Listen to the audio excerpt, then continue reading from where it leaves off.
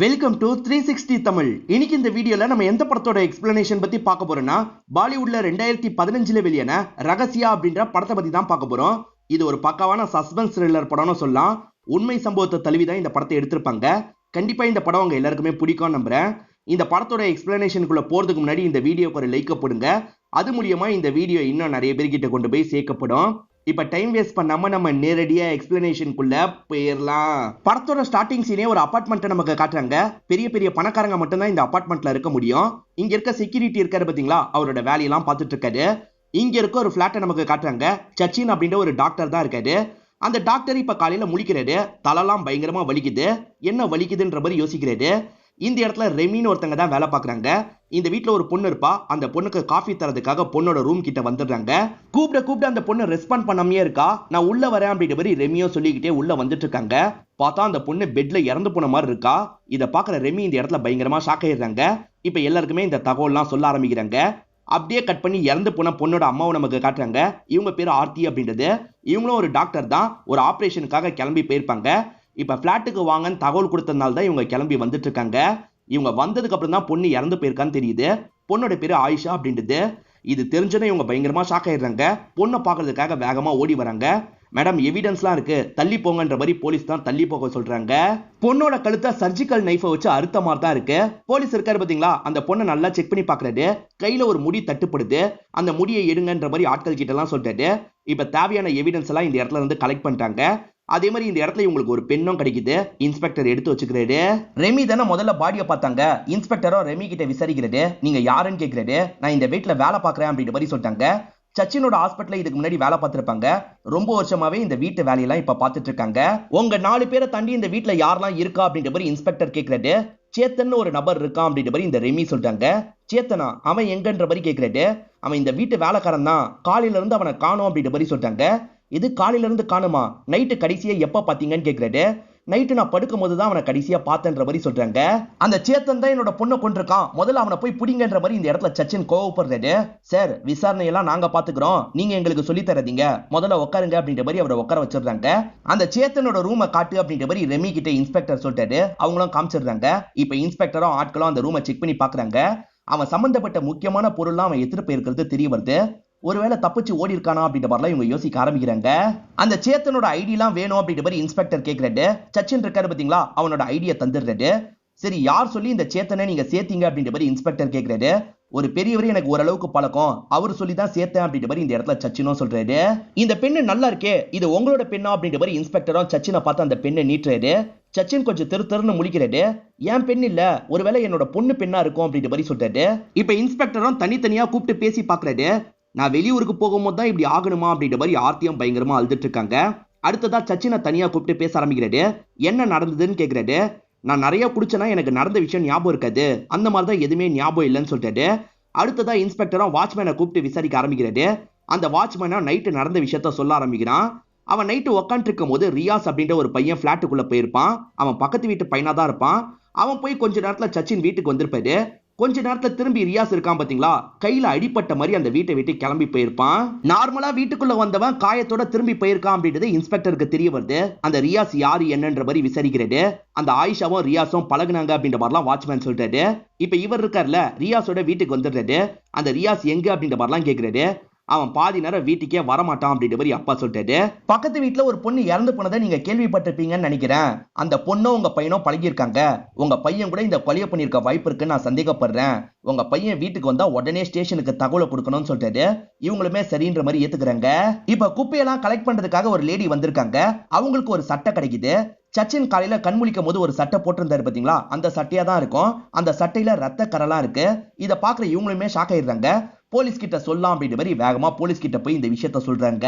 இவருக்கும் ரியாஸுக்கும் நைட்டு தள்ளுமுள்ளு நடந்திருக்க வாய்ப்பு இருக்குன்னு நினைக்கிறாங்க. அதனால சச்சின் உடம்பெல்லாம் செக் பண்ணி பாக்குறாங்க. உடம்புல கீரல்லாம் இருக்கு. பிளட் சாம்பிள் எல்லாம் எடுத்து வச்சுக்கிறாங்க. அதே மாதிரி ஒரு பெரியவர் சொல்லி தான் சேத்தனை சேர்த்ததா சொன்னாரு பாத்தீங்களா, அந்த பெரியவரை பாக்குறதுக்காக வந்துடுறாங்க. சேத்தன் உனக்கு என்ன வேணும் அப்படின்ற மாதிரி கேட்குறாங்க. சொந்தக்கார பையன் அப்படின்ற மாதிரி சொல்லிட்டு, அந்த சொந்தக்கார பையன் எங்க போனான்னு தெரியல, நீ தான் சொல்லணும் அப்படின்ற மாதிரி வேகமா ஸ்டேஷனுக்கு கூட்டு வந்துடுறாங்க. இந்த பெரியவரை அடிச்சு விசாரணை எல்லாம் பண்ணிட்டு இருக்காங்க. இந்த பொண்ணோட உடம்புல கீரல்லாம் இருக்குன்ற மாதிரி டாக்டர் சொல்லிட்டாரு. ரேப் அட்டெம்ப்ட் நடந்திருக்கான்ற மாதிரி இன்ஸ்பெக்டர் கேட்கிறாரு. அப்படி எதுவும் நடக்கலன்ற மாதிரி டாக்டர் சொல்லிட்டாரு. கழுத்து அறுத்ததுனால தான் இந்த பொண்ணு இறந்து போயிருக்கா அப்படின்ற மாதிரி சொல்றாரு.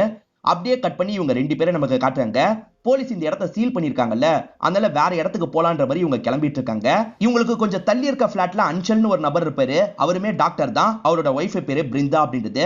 அவங்க 2 பேருமே இவங்களுக்கு ஆறுதல் சொல்றதுக்காக வராங்க. இவங்க 2 பேருமே பேசிட்டு கிளம்புறாங்க. இப்ப அந்த பொண்ணுக்கான இறுதி சடங்கெல்லாம் ஃபேமிலி மெம்பர்ஸ் சேர்ந்து பண்ணிட்டு இருக்காங்க. அப்பதான் இன்ஸ்பெக்டர் இந்த இடத்துக்கு வராரு. சச்சின் சார், உங்களை விசாரணை பண்றதுக்காக கூட்டு போனோம் அப்படின்ற மாதிரி சொல்றாரு. எதுக்கு கூட்டு போனோம் அப்படின்ற மாதிரிலாம் ஒய்ஃப் கேக்குறாங்க. இவர் தான் கொலை பண்ணிருக்க வாய்ப்பு இருக்குன்னு நாங்க சந்தேகப்படுறோம்னு கூட்டு போயிடுறாங்க. எல்லாமே சச்சினுக்கு எதிரா இருக்கு. அரசு தரப்பு லாயரும் எப்படி நடந்திருக்க வாய்ப்பு இருக்குன்றதா சொல்ல ஆரம்பிக்கிறாரு. ரியாஸ் ஆயிஷா கிட்ட பேசுறதுக்காக வீட்டுக்குள்ள நுழைஞ்சிருக்காரு. அப்படி பேசிட்டு இருக்கிறத பார்த்து சச்சின் டென்ஷன் ஆயிருக்காரு. ஏன்னா 2 பேருமே வேற வேற மதம் இல்ல.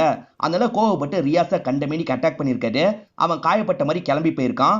ஆனா பொண்ணு மேல கோவப்பட்டு பொண்ணோட கதையை முடிச்சிருக்காரு. தப்பிச்சு போன ரியாஸை கூட இவர் கொலை பண்ணிருக்க வாய்ப்பு இருக்கு. இவரே தான் இதை பண்ணணும்னு கிடையாது. சேத்தனை வச்சு கூட பண்ணிருக்கலாம். சேத்தனுக்கு காசு தரதா சொல்லிருக்கலாம். அதனாலதான் அவன் தலைமறைவா இருக்கான் போல அப்படின்ற மாதிரிலாம் சொல்லிட்டு இருக்காங்க. சச்சின் இதுக்கெல்லாம் ஏத்துக்க மாட்டாரு. என்னோட பொண்ணை நானே எப்படி கொல்லுவேன்? இவங்க சொல்ற மாதிரி எதுவும் நடக்கல. தயவு செஞ்சு நான் சொல்றதை கேளுங்க அப்படின்ற மாதிரிலாம் அழுகுறாரு. ஆனா எல்லாமே அவருக்கு எதிரா இருக்குல்ல. அதனால விசாரணை காவலுக்கு ஜட்ஜும் உத்தரவிட்டுறாரு. இப்ப ஜெயில இருக்க இவரை பாக்குறதுக்காக ஒய்ஃப் வந்துடுறாங்க. என்ன நடந்தது என்கிட்ட சொல்லுங்க அப்படின்ற மாதிரி ஒய்ஃப் கேக்குறாங்க. நான் அதிகமா குடிச்சா மறுநாள் காலையில என்ன நடந்ததுன்றது எனக்கு ஞாபகம் இருக்காது. உனக்கே தெரியும்ல, அந்த மாதிரி தான் அன்னைக்கும் குடிச்சிருந்தேன். எனக்கு எதுவுமே ஞாபகம் இல்லைன்னு சொல்லிட்டாரு. ஆனா ஒய்ஃப் கூட நம்ப மாட்டாங்க. இவரே கூட கொலை பண்ணிருக்கலாம் அப்படின்ற மாதிரிலாம் யோசிக்கிறாங்க. ஒய்ஃபே நம்பாததை நினைச்சு இவரும் ஃபீல் பண்ணிட்டாரு. ஒய்ஃப் தரப்பு லாயர் இருக்காங்க பாத்தீங்களா, ஒரு ஆபீசரை பாக்குறதுக்காக வந்துடுறாங்க. இத சிபிஐ விசாரிச்சா நல்லா இருக்கும் அப்படின்ற மாதிரி மனுவெல்லாம் தந்துட்டு போறாங்க. இந்த கேஸும் சிபிஐக்கு போயிருது. இப்ப சிபிஐ ஆபீசர் தான் இவரை பாக்குறதுக்காக வராரு. என்ன நடந்தது சொல்லுங்க அப்படின்ற மாதிரி கேக்குறாரு. எனக்கு நைட்டு நடந்தது சுத்தமா ஞாபகம் இல்ல, நான் சொல்றது உண்மைன்னு சொல்றாரு. சரி, என்ன நடந்தது அப்படின்றத நானே கண்டுபிடிக்கிறேன் அப்படின்ற மாதிரி ஆபீசர் சொல்றாரு. இவர் தான் இந்த படத்தோட ஹீரோவா இருப்பாரு. இவரோட ஒய்ஃப் இருக்காங்கல்ல, உங்களை விட கம்மி போஸ்டிங்ல தான் உங்களோட ஃப்ரெண்ட் இருக்காரு. அவர் சொந்தமா ஒரு பிளாட்டே வாங்கிட்டாரு. நீங்க எப்பதான் பிளாட் வாங்க போறீங்க? எப்படி உங்களுக்கு மட்டும் காசு சேரவே மாட்டேங்குது அப்படின்ற மாதிரிலாம் கேக்குறாங்க. நேர்மையா வேலை பார்த்தா அவ்வளவு சீக்கிரத்துல பிளாட் எல்லாம் வாங்க முடியாது. என்னைக்காவது ஒரு நாள் அவன் வீட்டுக்கு ரைடு வரும்ல, அப்ப அவன் எப்படி சம்பாரிச்சான்றதை தெரிஞ்சுப்ப அப்படின்ற மாதிரி சொல்லிட்டாரு. இவர் கார் வாங்கியிருப்பாரு. அந்த காருக்கான லோன் கட்டாம இருக்காரு. 2 மாசமா லோன் கட்டல அப்படின்ற மாதிரி ஆட்கள் வந்துடுறாங்க. அடுத்த மாசம் சேர்த்து கட்டிடுறேன் அப்படின்ற மாதிரி இவரை அனுப்பி வைக்கிறாரு. இதை கூட கட்டலையா அப்படின்ற மாதிரி ஒய்ஃப் முறைச்சு பாக்குறாங்க. ஹீரோவும் அவரோட அசிஸ்டன்ட்டா சேர்ந்த மாதிரி இந்த வீட்டுக்கு வந்துடுறாங்க. ஆல்ரெடி இன்ஸ்பெக்டர் செக் பண்ணி பார்த்துட்டார்ல, அதை மீறி ஏதாவது கிடைக்குமா அப்படின்ற மாதிரி செக் பண்ணி பாக்குறாங்க. ஆயிஷா கழுத்துல சர்ஜிக்கல் நைஃபை வச்சுதான் அழுத்திருப்பாங்க. அந்த சர்ஜிக்கல் நைஃபே சச்சினோட தான் இருக்கும். சிங்கை செக் பண்ணி பார்க்கும்போது பிளட்டை வாஷ் பண்ண மாதிரி இருக்கு. லைட்டா பிளட் ட்ரேஸையும் உங்களுக்கு கிடைக்குது. அந்த பிளட் ட்ரேஸ் மூலியமா அந்த பிளட் யாரோடதுன்றதை கண்டுபிடிக்க முடியுமான்னு பாக்குறாங்க. ஆனா ரொம்ப கம்மி அளவு தான் இருக்கும். அதை வச்சு கண்டுபிடிக்க முடியாதுன்னு புரிஞ்சுக்கிறாங்க. சச்சினோட ரூமை பார்க்கலான்ற மாதிரி செக் பண்றதுக்காக வந்துடுறாங்க. அவரோட ரூம்ல நிறைய சர்ஜிக்கல் நைஃப்லாம் இருக்கு. சச்சின் தான் பொண்ணோட கழுத்தை கட் பண்ணிருக்காரு, அதுக்கப்புறம் வாஷ் பண்ணி வச்சிருக்காரு அப்படின்ற மாதிரி போலீஸ் சொல்றாங்க. ஆனா ஹீரோக்கு ஒரு டவுட் வருது. சச்சின் அன்னைக்கு நைட்டு செம்ம குடிபோதையில இருந்திருக்காரு. அவர் எப்படி கரெக்டா அப்படி கட் போட முடியும்? அது பாசிபிளா அப்படின்ற மாதிரி அசிஸ்டன்ட் கிட்ட கேக்குறாரு. கொஞ்சம் கஷ்டம் தான் அப்படின்ற மாதிரி அசிஸ்டன்ட்டும் சொல்றாரு. வாட்ச்மேன் நல்லா தூங்கிட்டு இருக்கான். இவங்க 2 பேருமே தண்ணி ஊத்தி எழுப்பி விட்டுறாங்க. நைட் வாட்ச்மேன் வேலை பார்க்கறதுக்காக வந்துட்டு நைட்டே தூங்குனா எப்படி அப்படின்ற மாதிரி ஹீரோ கேக்குறாரு. சரி, நான் பகல்ல வேற ஒரு இடத்துல வேலை பார்க்கறேன், அதனால தான் நைட்டு கொஞ்சம் அசந்து தூங்கிடுவேன் அப்படின்ற மாதிரிலாம் சொல்றாரு. அபார்ட்மெண்ட்டுக்குள்ள யாரு போனாங்க யாரு வந்தாங்க அப்படின்றத இவன் மட்டும் தான் சொல்ல முடியும். ஏன்னா இந்த அபார்ட்மெண்ட்ல சிசிடிவி கேமராலாம் இருக்கவே இருக்காது. ஆனா இவன் சொல்றதையே முழுசா நம்ப முடியாது. ஏன்னா இவன் நிறைய நேரம் தூங்குறதுக்கான வாய்ப்பு இருக்கு. அதே மாதிரி இவன் அடிக்கடி ஸ்மோக்லாம் பண்ணுவான். அப்படி ஸ்மோக் பண்றதுக்காக போற கேப்ல கூட யாராவது வந்திருக்கலாம் அப்படின்ற மாதிரி ஹீரோ யோசிக்கிறாரு. சச்சினோட அபார்ட்மெண்ட்லயே அன்ஷல்னு ஒரு நபர் இருக்கிறதா சொன்ன பாத்தீங்களா, அந்த அன்ஷலை பாக்குறதுக்காக ஹீரோ வந்திருக்காரு. அந்த அன்ஷலும் ஒரு டாக்டர் தான். நார்மலா ஹீரோ கிட்ட பேசிட்டு இருக்காரு. அப்ப ஹீரோ இருக்காருல, உங்க பிளாட்ல இருந்து ஆயிஷா ரூம் தெளிவா தெரியுது அப்படின்ற மாதிரி சொல்றாரு. இந்த மாதிரி இவங்க பேசிட்டு இருக்கும் போதுதான் பிருந்தா இந்த இடத்துக்கு வராங்க. மேடம், உங்ககிட்டயும் பேசணும், உட்காருங்க அப்படின்ற மாதிரி உட்கார வச்சு பேச ஆரம்பிக்கிறாரு. பக்கத்து வீட்டுல இருக்க சச்சினா உங்களுக்கு தெரியுமா அப்படின்ற மாதிரி பிருந்தாவை பார்த்து கேக்குறாரு. அப்பப்ப பாத்திருக்கேன், ஓரளவுக்கு தான் எனக்கு தெரியும் அப்படின்ற மாதிரி இவங்க சொல்றாங்க. ஓரளவுக்கு தெரிஞ்ச நபர் கூட எதுக்காக போன்ல இத்தனை வாட்டி பேசியிருக்கீங்க? நீங்க நிறைய பேசி இருக்கிறதா கால் லாக் சொல்லுது அப்படின்ற மாதிரி சொல்றாரு. எது அடிக்கடி பேசிட்டு இருக்காங்களா அப்படின்ற மாதிரி அன்ஷலும் இந்த இடத்துல ஷாக் ஆன மாதிரி ஒரு ரியாக்ஷனை கொடுக்குறாரு. ஏன் சார் நீங்க ஷாக் ஆன மாதிரி ரியாக்ஷன்லாம் கொடுக்குறீங்க? உங்களுக்கும் இதை பத்தி நல்லாவே தெரியும்ன்றது எனக்கு தெரியும் அப்படின்ற மாதிரி ஹீரோ சொல்றாரு. ஹீரோ இங்க வரதுக்கு முன்னாடியே ஒரு இடத்துல விசாரணை பண்ணிட்டு தான் வந்திருப்பாரு. ஆயிஷா இறந்து போனாங்க பாத்தீங்களா, அன்னைக்கு ஈவினிங் சச்சின் ஒரு ஹோட்டல்ல ரூம் எடுத்திருப்பாரு. அந்த ஹோட்டல்ல அவர் யார் கூட இருக்கிறதுக்காக ரூம் எடுத்திருப்பாருன்னா பிருந்தா கூட இருக்கிறதுக்காக தான் ரூம் எடுத்திருப்பாரு. அங்க இருக்க மேனேஜர் கிட்ட பேசும்போது தான் இந்த விஷயம்லாம் இவருக்கு தெரிய வந்திருக்கும். அடிக்கடி இவங்க இந்த இடத்துக்கு வருவாங்கன்ற மாதிரிலாம் மேனேஜர் சொல்லிட்டாரு. அதே மாதிரி அந்த நாளை பொறுத்த வரைக்கும் அன்ஷல் இருக்காருல, ஒய்ஃபை ஃபாலோ பண்ணிட்டு அந்த இடத்துக்கு வந்திருப்பாரு. சிசிடிவி மூலியமா இதெல்லாம் ஹீரோக்கு தெரிய வந்திருக்கும். ஆக மொத்தத்துல அன்ஷலுக்கு இந்த அஃபேரை பத்தி தெரியும் அப்படின்றத இவர் புரிஞ்சுக்கிறாரு. ஹோட்டலுக்கு தினம் அவ்வளவு பேர் வருவாங்க, இவங்களை மட்டும் எப்படி நல்லா ஞாபகம் வச்சிருக்கீங்கன்ற மாதிரி ஹீரோ அந்த மேனேஜர் கிட்ட கேட்கிறாரு. ஞாபகம் வச்சிருக்கிறதுக்கு ஒரு காரணம் இருக்கு சார், ஏன்னா ஒரு பிரச்சனையாச்சு அப்படின்ற மாதிரி அந்த பிரச்சனையை பத்தி சொல்றாரு. சச்சின் பிருந்தா கூட ஒன்னா இருக்கிறதுக்காக ஹோட்டலுக்கு வந்துடுறாரு. லிப்டுக்காக வெயிட் பண்ணிட்டு இருக்கும் போதுதான் பொண்ணு அந்த ரியாஸ் கூட வந்துட்டு இருக்கிறத கவனிக்கிறாரு. ரியாஸ் கூட சேரக்கூடாதுன்னு பொண்ணு கிட்ட ஏற்கனவே சொல்லியிருப்பாரு. இவங்க ரெண்டு பேருமே சேர்ந்து வரதை பார்த்தோன்னா செம்மையா டென்ஷன் ஆயிடுறாரு. இவங்க கூட தான் சேராதான்னு சொல்லியிருக்கேன்ல, ஏன் இப்படி பண்றன்ற மாதிரி பொண்ணு மேல கோவப்படுறாரு. அதே மாதிரி ரியாஸை பிடிச்சி தள்ளி விடுறாரு. கோவப்பட்ட ரியாஸ் இருக்கான் பாத்தீங்களா, பதிலுக்கு இவரை பிடிச்சி தள்ளி விடுறான். சச்சினோ வா கிளம்பலாம் அப்படின்ற மாதிரி பொண்ணை கூட்டிட்டு இங்க இருந்து கிளம்புறாரு. இதெல்லாம் கேட்டுட்டு இருக்க அன்ஷல் இருக்காருல்ல, இந்த விஷயம் வெளியே வந்தா அசிங்கன்ற மாதிரி நினைக்கிறாரு. சரி இதெல்லாம் எங்களோட பர்சனல் விஷயம், வெளியே வந்தா கொஞ்சம் அசிங்கமாயிடும், எதுனாலும் நம்ம பார்த்து பண்ணிக்கலாம் அப்படின்ற மாதிரி சொல்றாரு. பார்த்து பண்ணிக்கலாம் எதை மீன் பண்றீங்க, எனக்கு லஞ்சம் தர போறேன்னு சொல்றீங்களான்னு ஹீரோ கேக்குறாரு. சார் சார் அப்படிலாம் இல்லன்ற மாதிரி இவரும் சமாளிக்கிறாரு.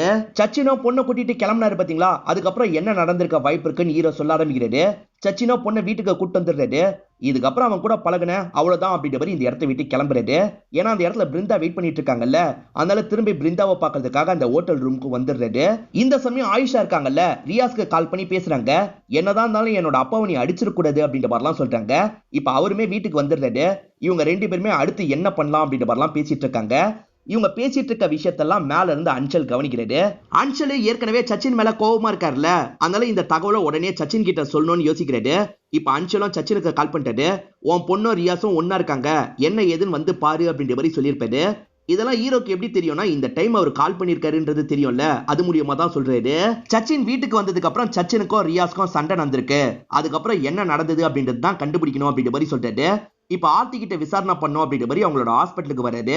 அந்த ஹாஸ்பிட்டல்ல தான் இப்ப ரெமி வேலை பார்த்துட்டு இருக்காங்க. ரெமி கிட்ட விசாரிக்கலாம் அப்படின்ற மாதிரி விசாரிக்க ஆரம்பிக்கிறாரு. சண்டை நடந்திருக்கு, உனக்கு சின்ன சவுண்டு கூட கேட்கல அப்படின்ற மாதிரி கேட்கிறாரு. இவங்களுமே நடந்த விஷயத்த சொல்லிட்டாங்க. நைட்டு நேரம் சின்னதா ஒரு சவுண்டு கேட்டிருக்கோம், அதாவது சோஃபாவெல்லாம் நகர்த்தி வச்சா ஒரு சவுண்டு கேட்கும் பாத்தீங்களா, அந்த மாதிரி ஒரு சவுண்டு கேட்டுச்சுன்னு சொல்றாங்க. ஹீரோ ரெமி கிட்ட பேசும்போது மிஸ்ஸஸ் அப்படின்ற மாதிரி பேசியிருப்பாரு. ரெமி இருக்காங்கல்ல, நான் மிஸ்ஸஸ் கிடையாது மிஸ் தான், எனக்கு இன்னும் கல்யாணம் ஆகல அப்படின்ற மாதிரி சொல்றாங்க. அப்படியா சாரின்ற மாதிரி இவரும் சொல்லிடுறாரு. இப்ப அடுத்ததா ஆர்த்தி கிட்ட பேசுறதுக்காக வந்துடுறாரு. எனக்கு என்னோட ஹஸ்பண்ட் பண்ணிருப்பாருன்னு தோணல, எனக்கு அந்த ரியாஸ் மேலதான் டவுட் இருக்கு அப்படின்ற மாதிரி சொல்றாங்க. ஆயிஷாவோட ஃப்ரெண்ட்ஸை பத்தி எல்லாம் எனக்கு தெரிஞ்சுக்கணும் அப்படின்ற மாதிரி இவரும் கேட்டு தெரிஞ்சுக்கிறாரு. இவங்க பேசிட்டு இருக்க விஷயத்தெல்லாம் வெளியே இருந்து ரெமி கேட்கிற மாதிரி நமக்கு காட்டுறாங்க. இப்ப ஆயிஷாவோட ஃப்ரெண்ட்ஸை மீட் பண்றதுக்காக வந்துடுறாரு. அவங்க கிட்ட ரியாஸை பத்தி கேட்கிறாரு. ரியாஸ் ரொம்ப மோசமான டைப்பு, எப்பவுமே ஃப்ரெண்ட்ஸ் கூட சேர்ந்த மாதிரி அந்த ரியாஸ் பிரச்சனை தான் பண்ணிட்டு இருப்பான், இதனால தான் ஆயிஷாவோட அப்பா அவன் கூட சேராதன்னு பல வாட்டி சொல்லியிருக்காரு, கேட்காம தான் ஆயிஷா பழகிட்டு இருந்தா அப்படின்ற மாதிரிலாம் ஃப்ரெண்ட்ஸ் சொல்றாங்க. அப்படியே கட் பண்ணி ரியாஸோட ஃப்ரெண்ட்ஸை நமக்கு காட்டுறாங்க. பொண்ணுங்களா நடந்து போயிட்டு இருக்கும் போது இவனுங்க பயங்கரமா கிண்டல் பண்ணி விளையாடிட்டு இருக்காங்க. கரெக்டா ஹீரோ வந்து இவனுங்க 4 பேரையும் இந்த இடத்துல லாக் பண்ணிடுறாரு. இவனுங்க மூலியமா ரியாஸோட இடத்த தெரிஞ்சுக்கணும்னு நினைக்கிறாரு. சரி எங்களை அடிக்கிறது தப்பு, அடிக்கலாம் கூடாது அப்படின்ற மாதிரி சிலர் பேசுறாங்க. ஹீரோ இருக்காரு பாத்தீங்களா, அதுல ஒருத்தனை மட்டும் வேற ரூமுக்கு கூட்டு வந்துடுறாரு. அவனை அடிக்காதீங்க அப்படின்ற மாதிரிலாம் பயப்படுறான். ஒன்னு அடிக்க மாட்டேன், பக்கத்துல இருக்க இந்த பொம்மையை தான் அடிப்பேன், ஆனா நீ அடி வாங்கின மாதிரி கத்தணும்னு சொல்லிட்டாரு. சரின்ற மாதிரி இவனும் ஏத்துக்கிறான். பயங்கரமா அடி வாங்கின மாதிரிலாம் கத்திட்டு இருக்கான். இதனால அடி வாங்கதான் மத்த ஃப்ரெண்ட்ஸ் செம்மையா பயந்துடுறாங்க. ஒழுங்கு மரியாதையா தெரிஞ்சதை சொல்லுங்கன்ற மாதிரி கேக்குறாரு. ரியாஸும் அந்த பொண்ணும் பயங்கரமா லவ் பண்ணிட்டு இருந்தாங்க, ஓடி போறதுக்கு கூட பிளான் எல்லாம் போட்டுட்டு இருந்தாங்க, ஆனா உண்மையிலேயே இப்ப ரியாஸ் எங்க போனான்றது எங்களுக்கு தெரியாது அப்படின்ற மாதிரி ஃப்ரெண்ட்ஸ் எல்லாம் சொல்றாங்க. அதனால இவரை அனுப்பி விட்டுறாரு. அதே மாதிரி அந்த சேத்தனை பத்தியும் எந்த தகவலும் தெரியாம இருக்கு. சேத்தனுக்கு சொந்தக்காரரா ஒரு பெரியவர் இருந்தாரு பாத்தீங்களா, அந்த பெரியவரை நீ வாட்ச் பண்ணிக்கிட்டே இருன்ற மாதிரி அசிஸ்டன்ட் கிட்ட சொல்றாரு. அசிஸ்டன்டா சரின்ற மாதிரி ஏத்துக்கிறாரு. அந்த பெரியவரை வாட்ச் பண்ணிட்டு இருக்கும் போது விடிய காலையில அந்த பெரியவர் எங்கேயோ கிளம்புறது இவருக்கு தெரிய வருது. சரி விடிய காலையிலேயே பெரியவர் எங்கேயோ கிளம்புறாருன்னு சொல்றாரு. சரி ஃபாலோ பண்ணு, நானும் கண்டினியூ பண்றேன்னு சொல்லிட்டாரு. இப்ப ஹீரோவும் அவர் கூட சேர்ந்த மாதிரி ஃபாலோ பண்றாரு. ஆள் நடமாட்டம் இல்லாத இடத்துக்கு தான் இந்த பெரியவர் வந்திருக்காரு. யாருக்கோ சாப்பாடு வைக்கிறதுக்காக தான் வந்திருக்காரு போல. ஆல்ரெடி அங்க சாப்பிட்ட டிஃபன் பாக்ஸ் இருக்கு, அதை எடுத்துட்டு இவர் கொண்டு வந்த டிஃபன் பாக்ஸை வச்சிடுறாரு. இந்த டிஃபன் பாக்ஸை எவன் எடுக்கலாம் பார்க்கலான்ற மாதிரி ஹீரோ வெயிட் பண்ணிட்டு இருக்காரு. அப்பன்னு பார்த்து மாஸ்க் போட்ட மாதிரி 2 பேர் ஹீரோவை அட்டாக் பண்றதுக்காக வராங்க. ஹீரோவோட முதுகுல காயெல்லாம் பட்டுருது. ஆனா ஹீரோ தடுத்து சண்டை போடுறாரு. ஒரு ஸ்டேஜ்ல அவனுங்களும் தப்பிச்சு ஓடிடுறாங்க. ஹீரோவா மிஸ் பண்ணிட்டுமே அப்படின்ற மாதிரி கடுப்புல இருக்காரு. இங்கதான் படத்தோட இன்ட்ரோல போடுறாங்க. ஹீரோவும் அந்த டிஃபன் பாக்ஸ்ல என்ன இருக்குன்னு செக் பண்ண சொல்லிட்டாரு. அசிஸ்டன்ட் செக் பண்ணி பார்க்கும் போதுதான் பீஃப் இருக்கிறது தெரிய வருது. சேத்தன் ஏன் பீஃப் சாப்பிட போறான், சோ சேத்தனுக்கு இவர் தரல, வேற யாருக்கோ தந்திருக்காரு, அது ரியாஸா இருக்க கூட வாய்ப்பு இருக்கு, இந்த பெரியவர்கிட்ட விசாரிக்கணும் அப்படின்ற மாதிரி சொல்றாரு. அப்பதான் இவங்களுக்கு ஒரு தகவல் கிடைக்குது, அந்த பெரியவர் ட்ரெயின் ஆக்சிடென்ட்ல இறந்து போயிடுறாரு. ஓடுற ட்ரெயின்ல இருந்து குதிச்சுதான் இறந்து போயிருக்கிறதா சொல்லிட்டாங்க. அந்த பெரியவர் ஒரு டிஃபன் பாக்ஸ் எடுத்துட்டு வந்தாரு பாத்தீங்களா, அதுல சாப்பிட்டவனோட கைரேகை இருக்க வாய்ப்பு இருக்குன்னு ஹீரோ யோசிக்கிறாரு. ஆனா அந்த பெரியவரோட பாடி மட்டும் தான் கிடைக்கும், டிஃபன் பாக்ஸ் கிடைச்சிருக்காது. யாரோ திட்டமிட்டு தூக்கி இருக்காங்கன்ற மாதிரி யோசிக்கிறாரு. ஹீரோ கேஸ பத்தி எல்லாம் ஒய்ஃப் கிட்ட சொல்லியிருப்பாரு. அன்ஷல் உங்களுக்கு காசு தரதா சொன்னார்ல, நீங்க பேசி பார்த்தா என்னன்ற மாதிரி ஒய்ஃப் கேக்குறாங்க. ஹஸ்பண்ட் செம்மையா டென்ஷன் ஆயிடுறாரு. நான் காசெல்லாம் வாங்க மாட்டேன் அப்படின்ற மாதிரி வேலைக்காக கிளம்பிட்டு இருக்காரு. நீங்க எங்க காசை வாங்க போறீங்க, நாங்க எவ்வளவு கஷ்டப்பட்டாலும் உங்களுக்கு தெரியவே தெரியாது, நான் கடைசி வரைக்கும் இப்படியே இருக்கன்ற மாதிரிலாம் புலம்புறாங்க. அப்ப கூட இவர் பெருசா கண்டுக்காம இந்த இடத்தை விட்டு கிளம்பிடுறாரு. ரியாஸ் எங்க இருக்கானே எனக்கு தெரியாதுன்ற மாதிரி ஃப்ரெண்டு சொன்னான் பாத்தீங்களா. ஆனா இப்ப ரியாஸ் கிட்ட போன்ல பேசிட்டு இருக்கான். கரெக்டா இந்த இடத்துக்கு இவங்களும் வந்துடுறாங்க. எங்க கிட்ட நடிச்சல்ல, ஒழுங்கா இடத்த சொல்லுன்னு கேக்குறாங்க. இவனை வேற வழி இல்லாம இடத்த சொல்லிடுறான். ஹீரோவும் அசிஸ்டன்ட்டும் சேர்ந்த மாதிரி ரியாஸை லாக் பண்றதுக்காக வந்துட்டு இருக்காங்க. அவன் அந்த இடத்துல நமாஸ்லாம் பண்ணிட்டு இருக்கான். இப்ப டிஸ்டர்ப் பண்ண வேணாம் அப்படின்ற மாதிரி இவங்க ரெண்டு பேருமே வெயிட் பண்ணிட்டு இருக்காங்க. அவன் நமாஸ் பண்ணி முடிச்சோன்னா ஹீரோவா அவனை போட்டு பயங்கரமா அடிக்கிறாரு. அவனை இழுத்துட்டு வா அப்படின்ற மாதிரி அசிஸ்டன்ட் கிட்ட சொல்றாரு. அசிஸ்டன்ட்டோ இழுக்கிறதுக்காக போறாரு. அப்பன்னு பார்த்து பேக்குள்ள இருந்து கன் எடுத்து அசிஸ்டன்ட்டோட ஷோல்டர்ல ஷூட் பண்ணிடுறான். நீ பத்திரமா இருன்ற மாதிரி ஹீரோ மட்டும் அவனை ஃபாலோ பண்ண ஆரம்பிக்கிறாரு. அவனும் தப்பிச்சு ஓடிட்டு இருக்கான். ஒரு இடத்துல ஹீரோவும் லாக் பண்ணிடுறாரு. தப்பிக்குவா பாக்குற அப்படின்ற மாதிரி அவனை போட்டு அடிச்சிட்டு இருக்காரு. அப்பன்னு பார்த்து லாங்ல இருந்து யாரோ ஹீரோவை ஷூட் பண்றாங்க. ஹீரோவும் பயத்துல அவனை விட்டுறாரு. வேகமா ஒரு இடத்துல போய் ஒளிஞ்சுக்கிறாரு. யாரு நம்மள ஷூட் பண்றா அப்படின்ற மாதிரிலாம் யோசிக்கிறாரு. இப்ப ஹைட்டான ஒரு பகுதிக்கு வந்துடுறாரு. யாரு ஷூட் பண்ணாங்க அப்படின்ற மாதிரி சுத்தி முத்தி பாக்குறாரு. யாருன்றது தெரியல. கொஞ்ச நேரத்துல ரியாஸ் இறந்து போயிருக்கான்ற மாதிரி ஸ்டேஷன்ல தகவல் கிடைக்குது. இவங்களும் அந்த ஸ்பாட்டுக்கு வந்துடுறாங்க. பார்த்தா ரியாஸை யாரோ கன்னால ஷூட் பண்ணி சாவடிச்சிருக்கிறது தெரிய வருது. அவன் பாக்கெட்டை செக் பண்ணி பார்க்கும்போது சின்னதா ஒரு நோட் புக் வச்சிருக்கிறது தெரிய வருது. அந்த நோட் புக்ல ஆயிஷான்னு தான் எழுதி வச்சிருக்கான். ஆயிஷாவை பயங்கரமா லவ் பண்ணிருக்கான்றது இவருக்கு தெரியுது. இப்ப இவர் இருக்காரு பாத்தீங்களா, அந்த பெரியவரோட வீட்டை செக் பண்றதுக்காக வராரு. அந்த பெரியவரோட வீட்டுல தான் சேத்தன் ஸ்டே எல்லாம் பண்ணிருப்பான். சேத்தன் திங்ஸ் எல்லாம் செக் பண்ணி பார்க்கும் போது தான் நிறைய வெள்ளி ஸ்பூன் எல்லாம் இவங்களுக்கு கிடைக்குது. இதே ஸ்பூனை எங்கேயோ பாத்துருக்கமே ஹீரோ யோசிக்கிறாரு. சச்சின் வீட்டுல தான் பாத்திருப்பாரு. சச்சின் வீட்டுல வேலை பார்க்கும் போது கொஞ்சம் கொஞ்சமா சுட்டிருக்கான் போல. சேத்தன் இங்க இருந்து கிளம்பி போகும்போது அவனோட இங்க இருக்க பொருள் எல்லாம் எடுத்துட்டு போயிருக்கான். பெரியவரோட வீட்டுல இருக்க அந்த வெள்ளி பொருட்களையும் அவன் எடுத்துட்டு போயிருக்கணும்ல, ஏன் எடுத்துட்டு போல, ஏதோ தப்பா இருக்கு, இங்க நம்ம எதையோ மிஸ் பண்றோம்னு சொல்லிட்டாரு. மேற்கொண்டு இந்த இடத்துல தேடணும்னு நினைக்கிறாரு. சேத்தனோட ரூம்ல சேத்தனோட பொருள்லாம் மிஸ் ஆகுதுல, ஆனா சேத்தனோட ஷூஸ் எல்லாம் இருக்கதான் செய்யுது. ஷூஸ் போடாம எப்படி போயிருப்பான் அப்படின்ற மாதிரிலாம் யோசிக்கிறாங்க. இப்ப ரிமி சொன்னதே உங்களுக்கு ஞாபகம் வருது. சோஃபாவை நகர்த்தின மாதிரி சவுண்டு கேட்டதா சொல்லியிருப்பாங்க. நான் ரெமி ரூமுக்கு போறேன், நீ சோஃபாவை நகர்த்து அப்படின்ற மாதிரி சொல்லிட்டாரு. சரின்ற மாதிரி அசிஸ்டன்ட் ஏத்துக்கிறாரு. சோஃபா நகர்த்துற மாதிரி சவுண்ட் எல்லாம் இவருக்கு தெளிவா கேக்குது. ஆள்ல இருந்துகிட்டே ஆயிஷாவோட ரூமை பார்க்க முடியுமா அப்படின்ற மாதிரி ஹீரோ பார்த்துட்டு இருக்காரு. சோஃபாவை நகர்த்திட்டாங்கல்ல, அந்த இடத்துல இருக்க அந்த கட்டையெல்லாம் யாரோ விளக்குன மாதிரி இருக்கு. ஏன்னா இந்த கட்டையை ஏற்கனவே விளக்குன மாதிரி இருக்குன்ற மாதிரி ஹீரோவும் செக் பண்ணி பாக்குறாரு. அப்பதான் அதுக்குள்ளதான் சேத்தனோட பாடி இருக்கிறது இவருக்கு தெரிய வருது. சேத்தன் சம்பந்தப்பட்ட எல்லா பொருட்களும் அங்கதான் இருக்கிறதும் தெரிய வருது. பிருந்தா இருக்காங்க பாத்தீங்களா, ஒரு பெரிய லாயரை பாக்குறதுக்காக வந்திருக்காங்க. நீங்க தான் சச்சினுக்காக வாதாடணும் அப்படின்ற மாதிரி சொல்றாங்க. சாரி என்னால முடியாது அப்படின்ற மாதிரி சொல்லிட்டாரு. ஆனா இவர் வாதாடினா சச்சினை வெளியே கொண்டு வந்துடலாம் நினைக்கிறாங்க. அதனால இந்த லாயரை கொஞ்சம் செடியூஸ் பண்ற மாதிரி பேசுறாங்க. எனக்காக இந்த விஷயத்த பண்ணுங்கன்னு சொல்றாங்க. இந்த லாயரும் கடைசியில ஏத்துக்கிறாரு. இவர் ரொம்ப பெரிய லாயரா இருப்பாரு. இவர் ஆஜராக போறாருன்னு தெரிஞ்சோன்னா எல்லாருமே கொஞ்சம் ஷாக் ஆகுறாங்க. இவர் இருக்காரு பாத்தீங்களா, சச்சினுக்கு எதிராக வச்ச எல்லா பாயிண்ட்டையும் உடைச்சிடுறாரு. சச்சின் கண்டிப்பா எந்த தப்பும் பண்ணலன்னு சொல்லிட்டாரு. இதனால ஜட்ஜும் சச்சினை ரிலீஸ் பண்றேன்னு சொல்லிடுறாரு. பிருந்தாவும் இந்த விஷயத்தை பார்த்து சந்தோஷப்படுறாங்க. இவரை கூட்டு போறதுக்காக பிருந்தாவும் வெயிட் பண்றாங்க. அதே சமயம் இவரோட ஒய்ஃப் ஆர்த்தியும் வெயிட் பண்ணிட்டு இருக்காங்க. இவர் ஆர்த்தி கிட்ட பேசுறதுக்காக வராரு.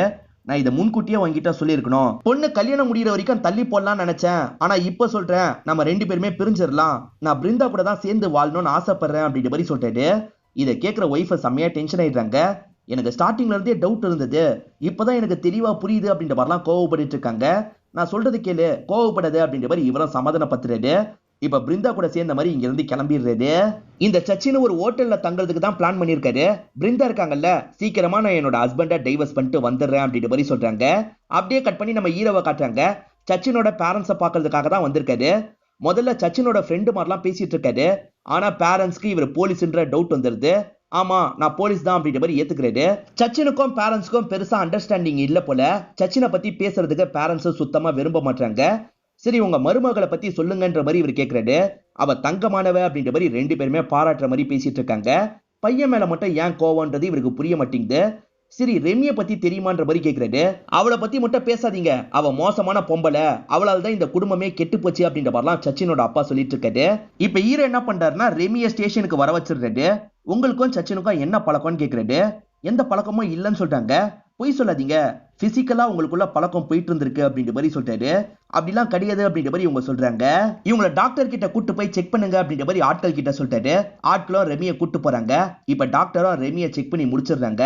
இவங்க ரெகுலரா செக்ஷுவல் இன்டர் கோர்ஸ்ல இருந்துதான் இருந்திருக்காங்க அப்படின்ற மாதிரி டாக்டர் சொல்லிட்டாங்க. அதே சமயம் இவங்களுக்கு கண்டிப்பா ஒரு வாட்டி குழந்தையே பிறந்திருக்க வாய்ப்பு இருக்குன்னு சொல்லிட்டாங்க. இதை கேட்கிற ஹீரோவும் ஷாக் ஆகுறாரு. ரெமியை பொறுத்த வரைக்கும் சொந்தம் சொல்லிக்க ஒரு அம்மா மட்டும்தான் இருப்பாங்க. அந்த அம்மா இப்போ ஒரு ஹாஸ்பிட்டல்ல தான் இருக்காங்க. அவங்களுக்கு அல்சைமர் ப்ராப்ளம் இருக்கும். பெருசா எதுவும் ஞாபகம் இருக்காது. அவங்கள பார்த்து பேசுறதுக்காக தான் வந்திருக்காரு. அவங்க என்ன சொல்றாங்கன்னா, என்னோட பொண்ணுக்கு ஹஸ்பண்ட் இருக்கான் அப்படின்ற மாதிரி சொல்றாங்க. ஹஸ்பண்ட் பேர் என்னன்ற மாதிரிலாம் இவர் கேட்கறாரு. அவங்க யோசிச்சுக்கிட்டே இருக்காங்க, சொல்ல மாட்டாங்க. சார் டிஸ்டர்ப் பண்ணாதீங்க, கிளம்புங்கன்ற மாதிரி நர்ஸ் சொல்றாங்க. அப்படி கிளம்ப போகும்போது தான் அங்க இருக்க ஒரு போட்டோவை பாக்குறாரு. இந்த போட்டோல இருக்கிறது யாருன்ற மாதிரி இந்த பெரியவங்களை பார்த்து கேட்கறாரு.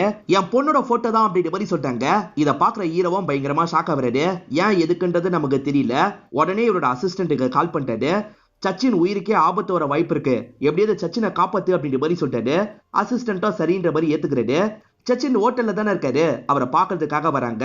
ஆனா சச்சின் அதுக்குள்ள அவரோட கையை அறுத்து சூசைட் பண்ணிருக்காரு. லேட்டா வந்துட்டுமே அப்படின்ற மாதிரி ஹீரோ ஃபீல் பண்ணிட்டாரு.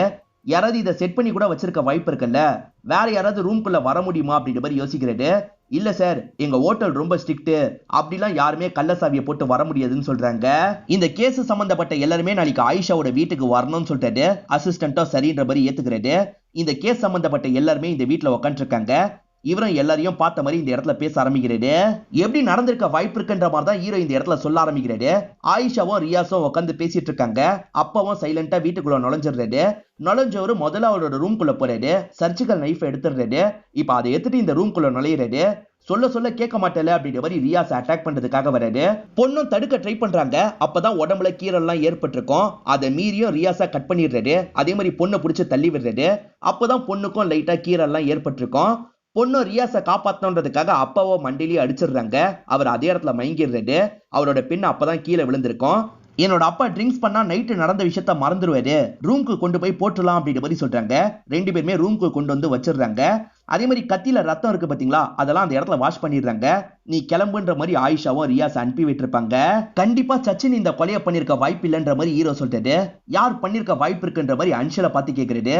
என்ன கேட்டா எனக்கு ரெமி மேலதான் டவுட்டா இருக்கு, ஏன்னா ரெமி மட்டும் தானே வீட்டுல இருந்தா அப்படின்ற மாதிரிலாம் சொல்லிட்டு இருக்காரு. உங்க டவுட் எல்லாம் சரிதான், ஆனா சொந்த பொண்ணை யாராவது கொலை பண்ணுவாங்களா, அதனால ரெமி கொலை பண்ணிருக்க வாய்ப்பு இல்லைன்ற மாதிரி ஹீரோ சொல்லிட்டாரு. இது சொந்த பொண்ணா அப்படின்ற மாதிரி சுத்தி இருக்க எல்லாருமே பயங்கரமா ஷாக் ஆயிட்டு இருக்காங்க. இந்த இடத்துல இருக்க ஒய்ஃபுமே ஷாக் ஆகுறாங்க. என்ன நடந்தது அப்படின்றத ஆர்த்தியை பார்த்து ஹீரோவும் சொல்ல ஆரம்பிக்கிறாரு. கல்யாணம் முடிச்சதுக்கு அப்புறம் சச்சினோட அப்பா வீட்டுல தான் இருந்திருப்பாங்க. அந்த டைம்லயே சச்சினுக்கும் ரெமிக்கும் அஃபேர்லாம் ஏற்பட்டிருக்கும். அவங்க ரெண்டு பேருமே கிஸ் பண்றத சச்சினோட அப்பாலாம் பார்த்திருப்பாரு. அதனாலதான் அப்பாவுக்கு சுத்தமா ரெமியை பிடிக்கவே பிடிக்காது. இந்த அஃபேர்னால ரெமி பிரெக்னண்டா இருப்பாங்க. என்ன பண்றது அப்படின்ற மாதிரி சச்சினும் யோசிச்சுட்டு இருந்திருப்பாரு. அதே சமயம் சச்சினோட ஒய்ஃப் ஆர்த்தியை பொறுத்த வரைக்கும் 3 வருஷமா குழந்தை இல்லாம கஷ்டப்பட்டுட்டு இருப்பாங்க. இவரும் பேசாம அந்த குழந்தைய நம்ம குழந்தையா மாத்திட்டா என்ன அப்படின்ற மாதிரிலாம் யோசிச்சிருப்பாரு. ரெமியை 1 வருஷம் மட்டும் சீக்கிரட்டா ஒரு இடத்துல இருக்க சொல்லியிருப்பாரு. ரெமியும் அந்த மாதிரி இருந்து குழந்தைய பெத்து எடுத்திருப்பாங்க. அந்த குழந்தைய ஒரு ஆசிரமத்துல இருந்து தத்து எடுத்த மாதிரி இவர் கொண்டு வந்திருப்பாரு. சோ ஆசிரமத்துல இருந்து தான் தத்து எடுத்திருக்கோம் அப்படின்ற மாதிரி ஆயிஷா நினைச்சிருப்பாங்க. இதெல்லாம் கேட்டுட்டு இருக்க ஆயிஷா மட்டும் இல்ல, எல்லாருமே பயங்கரமா இந்த இடத்துல ஷாக் ஆயிட்டு இருக்காங்க. அதுக்கப்புறம் ரெமியும் நம்ம கூடயே வச்சுக்கணும் அப்படின்ற மாதிரி அவர் யோசிச்சிருப்பாரு. அதனால்தான் ரெமியை வீட்டு வேலைக்காரங்க மாதிரி இந்த இடத்துக்கு வர வச்சிருப்பாரு. இது எதுவுமே தெரியாத மாதிரி ஆர்த்தி ரியாக்ஷன் கொடுத்துட்டு இருக்காங்க. அது எப்படி மேடம் எதுவுமே தெரியாம இருக்கும், கண்டிப்பா உங்களுக்கு ஒரு ஸ்டேஜ்ல தெரிய வந்திருக்கணும் அப்படின்ற மாதிரி சொல்ல ஆரம்பிக்கிறாரு. அவங்க ரெண்டு பேருமே வீட்டுல கொஞ்சம் க்ளோஸாலாம் இருந்திருப்பாங்க. அதெல்லாம் ஆர்த்தி சில சமயங்கள் கவனிச்சிருப்பாங்க. அது மூலியமா அவங்களுக்குள்ள அஃபேர் போறது ஆர்த்திக்கு தெரிஞ்சிருக்கும். ஆர்த்தி அன்னைக்கு ஒரு ஆபரேஷன் முடிச்சுட்டு வந்ததா சொன்னாங்க பாத்தீங்களா, இப்ப ஹீரோவும் அந்த ஆபரேஷனை வேற ஒருத்தர் ஆல்ரெடி பண்ணி முடிச்சிட்டாரு. சோ நீங்க சீக்கிரமாவே அங்க இருந்து கிளம்பிட்டீங்க, அப்புறம் எதுக்கு மேடம் வரதுக்கு அவ்வளவு லேட் ஆச்சுன்னு கேக்குறது. என்ன நடந்துச்சுன்னு நான் சொல்றேன் அப்படின்ற மாதிரி ஹீரோவை இந்த இடத்துல நடந்த விஷயத்த சொல்ல ஆரம்பிக்கிறாரு. இவங்க ஏற்கனவே வீட்டுக்கு வந்திருப்பாங்க. அப்படி வீட்டுக்கு வரும்போது வாட்ச்மேன் இருந்திருக்க மாட்டான். இவங்களும் நார்மலா வீட்டுக்குள்ள நுழைஞ்சிடுறாங்க. நுழைஞ்சுனியே குளிக்கணும் அப்படின்ற மாதிரி இவங்க குளிக்க ஆரம்பிச்சிருப்பாங்க. இவங்க குளிச்சுட்டு இருக்கும் போதுதான் சச்சின் ரூம்க்கு வந்து சர்ஜிக்கல் நைஃபை எடுத்திருப்பாரு. அங்க ரியாஸை அட்டாக் பண்றதுக்காக போயிருப்பாரு. அப்படி அட்டாக் பண்ணும் போது தான் சச்சின் மயங்கிட்டார்ல, அவங்க 2 பேர் சேர்ந்து தான் படுக்க வைக்கிறதுக்காக வந்திருப்பாங்க. எல்லாத்தையும் பாத்ரூம்குள்ள இருந்து இவங்க கவனிச்சுட்டு தான் இருந்திருப்பாங்க. ஆயிஷா ரெமியோட பொண்ணு அப்படின்றது இவங்களுக்கு தெரிய வந்திருக்கும். ஆயிஷாவை சாவடிச்சுட்டு சச்சின் மேல பழிய போட்டுட்டா என்னன்ற மாதிரி யோசிச்சிருப்பாங்க. சர்ஜிக்கல் நைஃபா அவங்க கிளீன் பண்ணி வச்சாங்க பாத்தீங்களா, அதை இவங்க கையில எடுத்துக்கிறாங்க. ஆயிஷா மட்டும்தான் இப்ப ரூம்ல படுத்துட்டு இருக்கா. இவங்களும் சைலண்டா அந்த இடத்துக்கு வராங்க. அவளோட கழுத்துல ஒரு வெட்ட போட்டு சாவடிச்சிடுறாங்க. முட்டாள்தனமா பேசிட்டு இருக்காதீங்க அப்படின்ற மாதிரி ஆர்த்தி கோவப்படுறாங்க. இன்ஸ்பெக்டர் இருக்கார்ல, இதெல்லாம் உங்களோட கற்பனை தான், இப்படி நடந்திருக்க வாய்ப்பு இல்லைன்னு சொல்லிட்டு சரி சேத்தனை கொலை பண்ணது யாருன்ற மாதிரி கேக்குறாரு. அதையும் சொல்றேன் அப்படின்ற மாதிரி ஹீரோ சொல்ல ஆரம்பிக்கிறாரு. ஆயிஷா ரூமை விட்டு இவங்க வெளியே வராங்கல்ல, எதர்ச்சியா அந்த வழியா வந்த சேத்தனை இவங்களை கவனிச்சிருவான். இவங்களும் சேத்தன் கவனிச்சோன்னா ஷாக் ஆயிடுறாங்க. இப்ப சேத்தனுக்கு நிறைய காசெல்லாம் தந்துடுறாங்க. இதை வெளியே சொல்லாதன்னு சொல்றாங்க. அவனும் சொல்ல மாட்டேன் அப்படின்ற மாதிரி ஏத்துக்கிறான். அவன் மூலியமா சில விஷயங்கள்லாம் இவங்க பண்ணிட்டு இருக்காங்க. அவனை வேலை பண்ண வச்சுட்டு இருக்கும் போதே அவன் கதையை முடிச்சிடுறாங்க. இவர் சொல்ற மாதிரிலாம் எதுவுமே நடக்கல அப்படின்ற மாதிரி ஆர்த்தி கோவப்படுறாங்க. ஆனா இவர் மேற்கொண்டு நடந்த விஷயத்த சொல்லிட்டாரு. சேத்தன் பாடியை இங்கேயே மறைச்சு வச்சிடலாம் அப்படின்ற மாதிரி மறைச்சு வச்சிருப்பாங்க. அதுக்காக சோஃபாவை நகர்த்தும் போது தான் கீழே இருக்க அவங்களுக்கு சவுண்டு கேட்டிருக்கோம். இந்த பழியெல்லாம் சச்சின் மேல விழணும் அப்படின்ற மாதிரி யோசிச்சிருப்பாங்க.